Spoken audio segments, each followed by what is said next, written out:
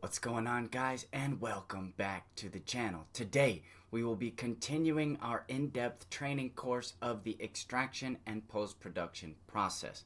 We cover everything from the science, processing techniques, SOPs, essentially everything you will need to know from A to Z on cannabis extraction, refinement, synthesis, and theoretical understanding. From beginner to novice, we will go all the way through. Got quite a bit to cover today, guys. Without any further ado, let us go ahead and dive right on in to the content.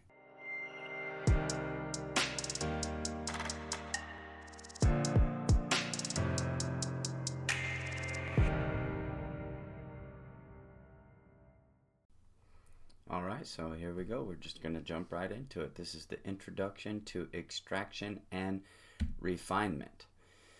Botanical extraction is a fascinating process used widely to create some of the modern products used daily. From medicine to cleaning agents, powerful botanical compounds can be extracted from a wide variety of different plants. In this section, we will introduce the different methods of solvent-based botanical extraction, along with some of the most common post-processing methods of refinement used to create botanical extracts. And I'll say this right up the front, you see every word in bold. That's because there'll be a glossary at the end with the definition for every word that is in bold. I won't repeat that every course, but just so you know if you're watching this for the first time. Currently, there are several popularized methods of botanical extraction in today's extraction landscape, all of which have their own use cases and unique benefits. Most botanical extraction methods can be categorized into two different methodologies, either solvent-based extraction or solventless-based extraction. A solvent-based botanical extraction method uses organic solvents to dissolve target compounds from the biomass material. Among the solvent-based extraction methods, hydrocarbons and ethanol are the most commonly used for botanical extraction and will be the focus of this course, this chapter. Number one, hydrocarbon extraction, and here you can see a closed-loop hydrocarbon system using any of your LPG gases, propane, butane, so on and so forth. This is a very basic setup, and multiple companies have these available, or you can build one for yourself. Hydrocarbon extraction is a widely used botanical extraction method that utilizes light hydrocarbon solvents like butane and propane to extract botanical compounds. Hydrocarbon extraction is preferred by many botanical extractors due to its high yield and low solvent recovery temperatures. These highly versatile extraction solvents lend themselves to producing a high purity botanical concentrate with little to no post-processing. Hydrocarbons are a classification of organic compounds made from carbon and hydrogen. These hydrocarbons are formed due to the compression of animal and plant remains over long periods and are pulled from porous rocks where they pool and concentrate. These alkane molecules have an even distribution of electrons, making them nonpolar and well suited for extracting nonpolar botanical compounds. The most commonly used hydrocarbons for botanical extraction include butane and propane. These hydrocarbons can be utilized on their own to perform botanical extraction, or they can be combined into a blend of hydrocarbon solvents and utilized to extract a full spectrum of botanical compounds from biomass material. Typically, a blend of N-butane, isobutane, and propane is used to create an extraction solvent with greater affinity to extract a wider variety of compounds found within the biomass material, resulting in a more full spectrum extract. Both butane and propane are Class 1 Group D flammable liquefied gases that the Food and Drug Administration have generally recognized as safe, GRAS. These light hydrocarbons are gaseous at room temperature and ambient pressure, where they are denser than air and tend to pool near the floor. And we'll get to that when we cover the safety aspect. A lot of people put their ventilation way up high when they're using LPG systems, and that does absolutely nothing to increase your safety because, like we just covered, these hydrocarbons are denser than air, so they will be near the floor, which means your ventilation system needs to be near the floor. When pressurized or placed under reduced temperatures, they can become liquefied and then utilized to extract nonpolar botanical compounds from biomass material. Hydrocarbons are the preferred extraction solvent of many extractors looking to preserve highly volatile aromatic compounds due to their low boiling point, which is 30 degrees Fahrenheit for butane and negative 43 degrees Fahrenheit for propane. Since these solvents boil off at lower temperatures than most aromatic compounds, they can be recovered with minimal heat, preserving more aromatic compounds in comparison to other high boiling point extraction solvents like ethanol. While butane and propane's low boiling points lend themselves to volatile compound preservation, it also makes hydrocarbons highly volatile and more hazardous to work with, requiring greater safety requirements, which this will be in the next course, the next chapter that we cover. Although butane is generally recognized as safe by the FDA and can be consumed by humans in trace amounts, i.e., when you light up a joint with your lighter, you're definitely inhaling some of those hydrocarbons. Utilizing these highly volatile and flammable hydrocarbons as organic solvents under extreme temperatures and pressures can be dangerous. While it is highly unlikely that hydrocarbon extraction will result in an explosion when performed properly, keynote, when utilizing these highly flammable gases, there's always an inherent potential for ignition. For this reason, any and all potential sources of heat or flame should be kept far away from the areas in which hydrocarbon gases are present and any ignition. To further mitigate the potential for ignition, hydrocarbon extraction should be performed inside of a Class 1 Division 1 explosion-proof enclosure with a high air exchange rate and all the proper safety and protective equipment. So, all ignition sources should be removed, and if all ignition sources are removed, remember you are the only source of ignition, i.e. static electricity is a big one I see a lot of people do not take into consideration. Ethanol extraction. Ethanol extraction is an excellent method of botanical extraction, valued for its high throughput potential and reduced flammability compared to more volatile solvent-based extraction methods like hydrocarbon extraction. Ethanol is classified as alcohol made from starch-based plant materials through a complex fermentation and distillation process. Ethanol, commonly known as ethyl alcohol or grain alcohol, is a colorless, flammable liquid with an incredible number of uses beyond botanical extraction, including fuel and a cleaning agent. As an extraction solvent, ethanol is unique due to its amphiphilic nature, meaning that it has both polar and nonpolar properties. Ethanol has a hydrotropic polar head, water-loving, that can bind to water-soluble compounds, and a nonpolar tail that can dissolve hydrophobic or oil-soluble compounds typically found in botanical biomass. As the plant matter is saturated with ethanol, it dissolves both polar and nonpolar compounds from the biomass material, extracting them.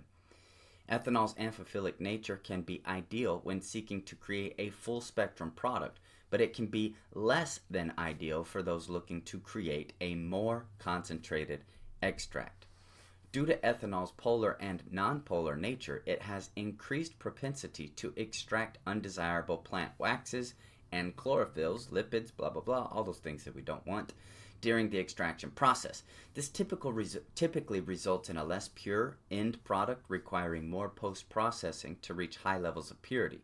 While ethanol's selectivity for undesirable plant waxes and chlorophyll can be altered by chilling the ethanol prior to extraction, reducing the solubility of undesirable plant waxes and color pigments, it results in reduced solubility of the target compounds as well. So just to break that down, the colder that you get your solvent, the more you reduce the saturation curve. So the more that you target or try to alleviate targeting the undesirable materials like the fats, lipids, and waxes, and the chlorophyll, the more you lower the saturation curve or the ability of the ethanol to extract the polar compounds that you are looking for. Beyond its polarity, ethanol has a high saturation capacity and only requires a short retention time to dissolve target compounds, lending itself to short run times and high throughput potential. Ethanol is particularly well suited for bulk processing, with available systems that can extract thousands of pounds of biomass within a single working shift. This makes ethanol a great option for those making botanical extracts at larger scales. Introduction to post-processing methods. During the botanical extraction process, it is common that some undesirable plant compounds will be co-extracted alongside of the target compounds. These compounds typically include plant waxes, fats, lipids, and color compounds, including chlorophyll, anthocyanins, and flavonoids. The co-extraction of these undesirable compounds produces an extract that is typically lower in the concentration of the target compounds and is visually unappealing. Luckily, several post-processing procedures can remove these undesirable compounds and create a highly refined and pure botanical extract. These processes after the initial extraction are classified as post-processing methods.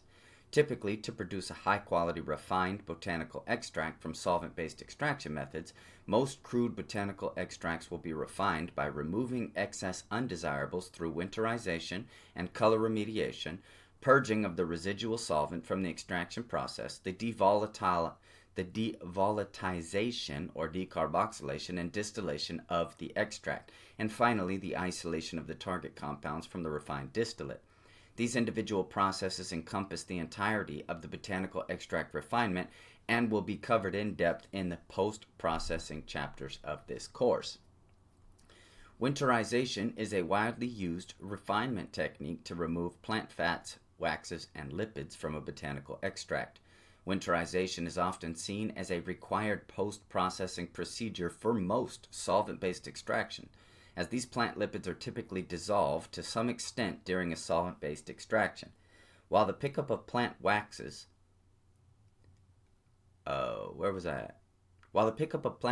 can be limited by altering the temperature and saturation time of the initial extraction, it is commonly unavoidable to co-extract a small amount of these compounds during a solvent-based extraction.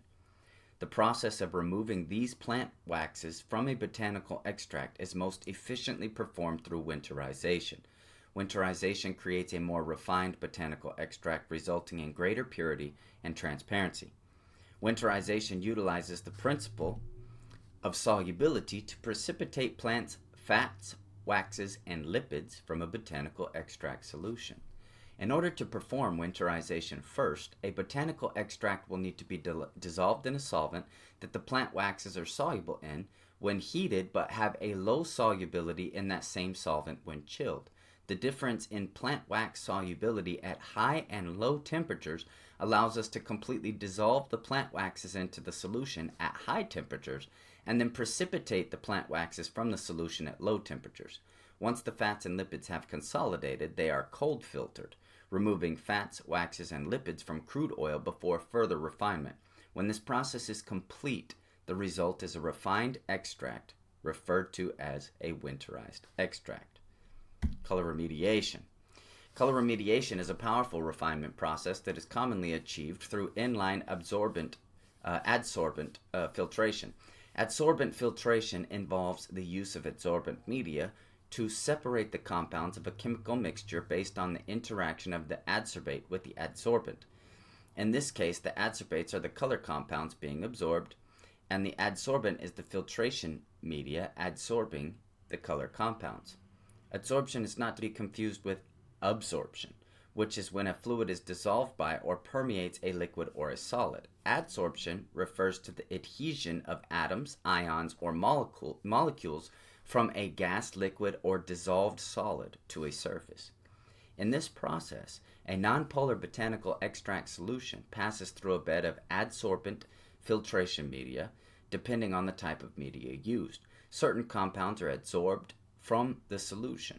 The adsorption process creates a film of the adsorbate on the surface of the adsorbent, holding the adsorbate back from allowing the rest of the solution to flow through the media. Sorry, absorbent and adsorbent really is hard for me to say in tandem over and over again.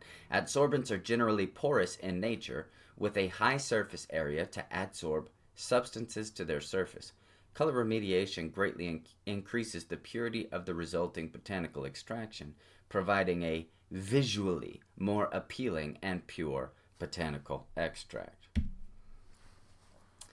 Solvent recovery. After an initial solvent-based extraction and optional refinement procedures, the process of solvent recovery is necessary to remove solvent from the botanical extract solution. Solvent recovery is one of the most crucial steps in creating any solvent-extracted botanical product.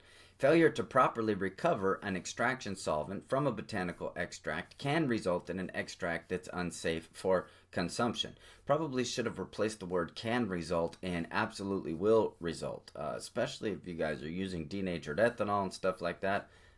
These things can be toxic to humans. For this reason, the process of solvent recovery should always be performed extensively and validated by a third-party testing lab to ensure no detectable levels of solvent remain within the finished extract. And if you've been working in the industry for any amount of time, you know that one of the number one things that your third-party test, other than just giving you the certificate of analysis for available cannabinoids inside of the extract, will perform is to see if there's any residual solvents, normally measured in ppms or parts per million. Evaporation is the basic principle behind the solvent recovery process. Heat must be applied to trigger the evaporative process from a botanical extract. Evaporation occurs when a compound, in this case the solvent within a botanical extract, is heated to its boiling point. Once sufficient heat is applied during this process, the botanical extract solution will be observed to boil as the solvent evaporates from the botanical extract solution. Once the solvent has been evaporated from the solution, it is typically recondensed back into a liquid separate from the botanical extract, allowing the solvent to be reused in most cases. The process of removing solvent from a botanical extract can be performed in a variety of different apparatuses, ranging from simple distillation mantle to boiling flasks to more complex rotary evaporators and falling film evaporators. Regardless of the apparatus, the solvent recovery process is most efficiently performed by applying both heat and vacuum. When a solvent recovery apparatus is pulled under vacuum, it reduces the ambient pressure within the vessel, reducing the amount of pressure a compound must overcome to evaporate. By applying vacuum to the solvent recovery procedure, the resistance to evaporation can be greatly reduced, drastically increasing the overall efficiency of the process. This course will cover the most common forms of solvent recovery for botanical extracts, rotary evaporation, vacuum purging using a vacuum oven, so on and so forth. Here is a rotary evaporator pictured for you here. Rotary evaporators are effective solvent recovery apparatuses that apply basic principles of vacuum distillation to recover solvent from botanical extract. Rotary evaporators are used to distill solvents from botanical extract solutions with precise evaporation. Rotary evaporators are especially useful when separating organic compounds from ethanol or any other non-volatile low boiling point solvents. Rotary evaporators provide increased efficiency over standard mantle-based vacuum distillation apparatuses due to the constant rotation of the boiling flask as it is partially submerged in the heat bath. The constant rotation of the boiling flask creates a thin layer of the solution over the inner surface while evenly heating the outside surface of the boiling flask, resulting in increased evaporation rates compared to the standard mantle-based distillation apparatuses, which can definitely still be used, but once again, that is the effectiveness of the rotary evaporator. Let's pause real quick for a coffee break. Let me know what you guys are drinking over there. I like mine black. Vacuum purging. Vacuum purging is an essential post-processing procedure that removes the residual solvent from the botanical extraction process. Vacuum purging is typically performed as the final post-processing step for a botanical extract to remove any residual solvent remaining in the concentrate. Vacuum purging is most effectively achieved using a vacuum oven. Excuse me. Vacuum ovens are vessels specifically designed to operate under reduced pressure or vacuum and apply sufficient heat to fully recover solvent from a botanical extract. Vacuum ovens apply the same basic principles of vacuum distillation to evaporate residual solvent remaining in a botanical extract. Both solvent recovery and vacuum purging are essential to creating a botanical extract free of residual solvent. When it comes to solvent recovery, you should always aim to remove any or all of the solvent from the extraction process to non-detectable levels, 0 ppms or 0.0 whatever ppm. An extract should never be assumed to be free of residual solvent without an authorized third-party test. An independent third-party testing lab should always validate each batch to ensure a botanical extraction is free of residual solvent. If the testing results show that there are still detectable levels of solvent remaining in the extract, the solvent recovery or vacuum purging process should be continued at a slightly higher temperature or a longer duration until testing confirms that the extract is in fact free of residual solvent. Devolatilization. Devolatilization. If you say it 3 times fast, it gets stuck there. I like to just call this decarboxylation because the two birds are killed with one stone, or the 2 stones are killed with 1 bird, depending on, how your brain works. Devolatilization is often defined as the removal of volatile compounds within a substance. This is often necessary to further refine a botanical extract via distillation. Devolatilization is an evaporative process that drives volatiles from a botanical extract when heat is applied. Typically, this is a separate process performed before distillation to ensure the protection and performance of mechanical systems during distillation. One of the more common forms of devolatilization of a botanical extract is decarboxylation. Decarboxylation is a chemical reaction that removes a carboxyl group from an organic compound, releasing carbon dioxide. Typically, decarboxylation is performed to remove loosely bonded carboxylic acids from the atomic chain of a botanical compound, converting it into a more stable, easily distilled form. Decarboxylation is commonly used to convert acidic phytocannabinoids into their non-acidic active forms by evaporating the loosely bonded carboxyl group from the compound, releasing the CO2.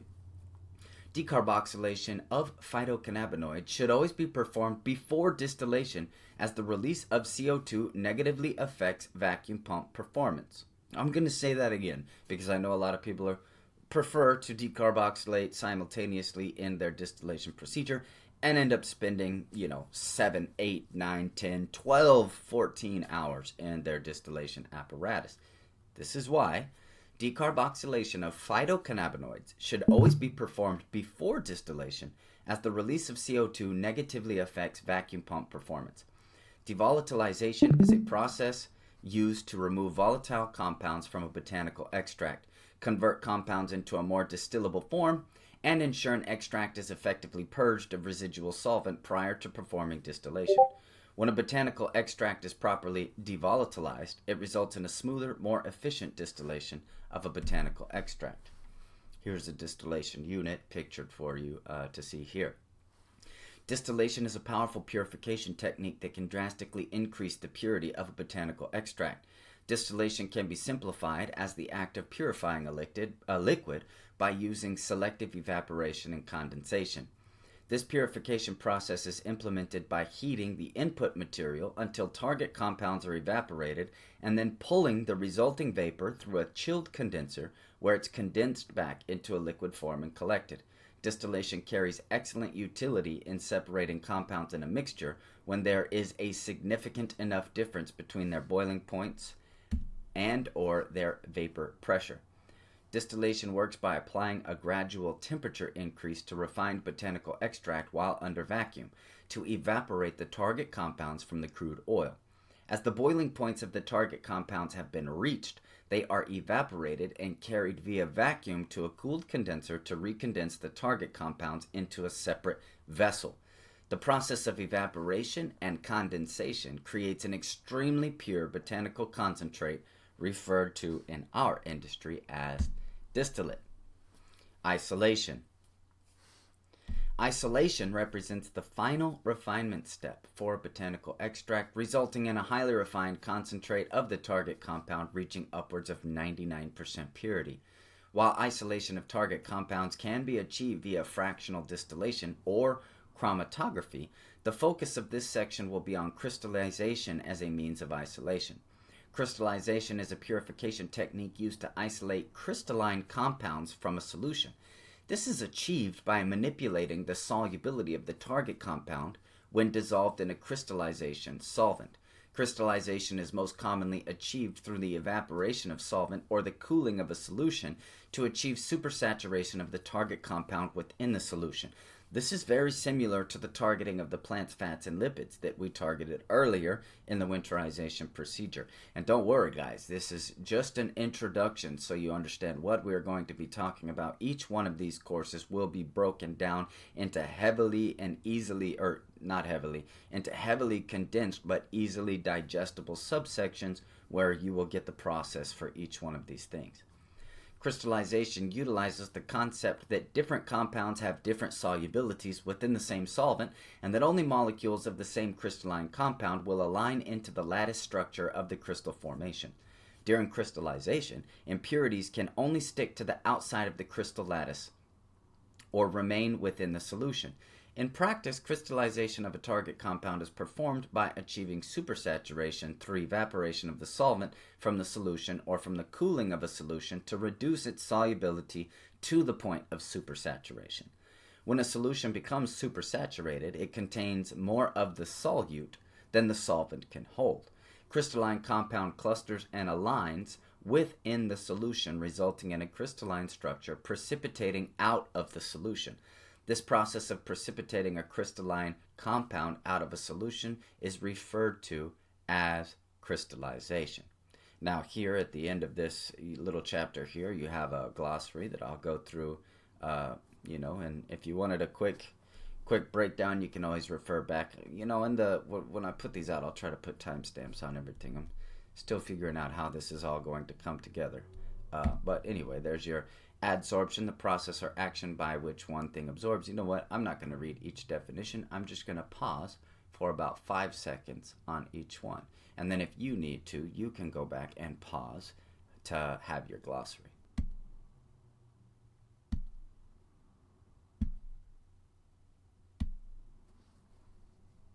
Excellent. Thank you for watching. Whichever video you are watching here, you can be sure to go back and check out the playlist of the other videos that are listed in sequential order from beginner to advanced. And if you're watching on YouTube, you're watching this a week behind everyone else. The students in the Discord actually get these lessons a week earlier every Wednesday at 10 a.m. Pacific Standard Time. I highly encourage you to go check that out, because you will also be able to ask any questions or concerns that you may have during the lesson there. If you enjoyed this video, I have no doubt that you will enjoy one of these popping up over my shoulders. Guys, it has been a blessing, a privilege, nay, an honor to be able to teach and consult you. I will see you in the next lesson. Peace out.